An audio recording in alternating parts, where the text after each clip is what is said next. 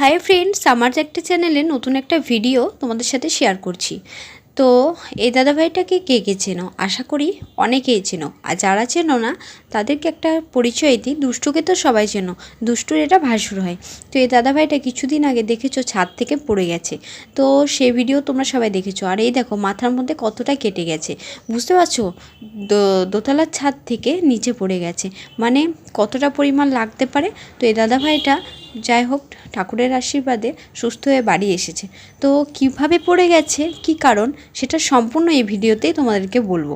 তো আমি কিন্তু এই দাদাভাইদের ভিডিওটা দেখতে খুব পছন্দ করি, আর এই দাদাভাই বৌদি ভাইকে আমার খুব ভালো লাগে। তো চলো তোমাদের সাথে শেয়ার করব যে কীভাবে পড়ে গেছে। তো শুনে নাও বৌদি ভাইয়ের মুখেই যে কীভাবে। এই দেখো, এই জায়গাটা করে আমরা কোনো দিন যাই না, ওই জায়গাটা করে আমরা যাই না। এই জায়গায় থাকি, আর না হলে এই জায়গাটায় থাকি, আর এই জায়গাটায় থাকি।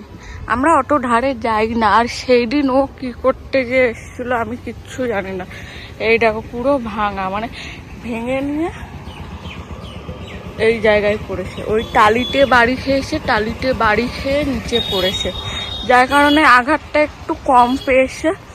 আর তোমাদের ভালোবাসায়, বড়দের আশীর্বাদে ও যে এরকম সুস্থ হয়ে বাড়ি আসতে পেরেছে, এটাই অনেক।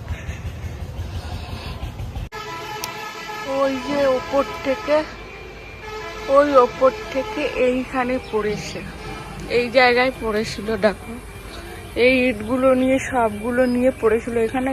এর আগে অনেক খারাপ অবস্থা ছিল, এখন গুছিয়ে রেখেছে, পাশের বাড়ি সবাই গুছিয়ে রেখেছে। আর এই ইটগুলো নিয়ে সব পড়েছিল, আরও ইট ছিল, বাবা সরিয়ে দিয়েছে।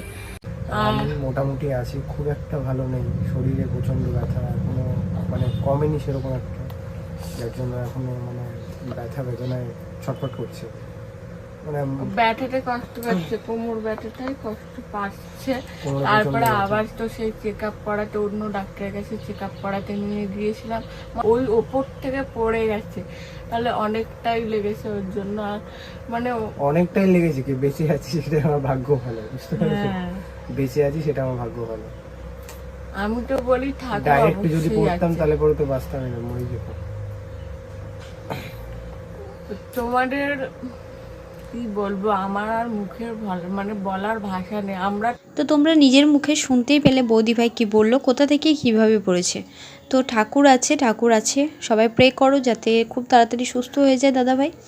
আর কি বলবো, যারা ভিডিওটা দেখছো তারা প্লিজ একটা করে লাইক করো, আর ভিডিওটা দেখার জন্য তোমাদেরকে অসংখ্য ধন্যবাদ। আর এগুলোই বলার ছিল। তো অনেকটা উঁচু ছাদ থেকে পড়ে গেছে, যাই হোক তাড়াতাড়ি সুস্থ হয়ে যাক, সবাই এটাই প্রার্থনা করব।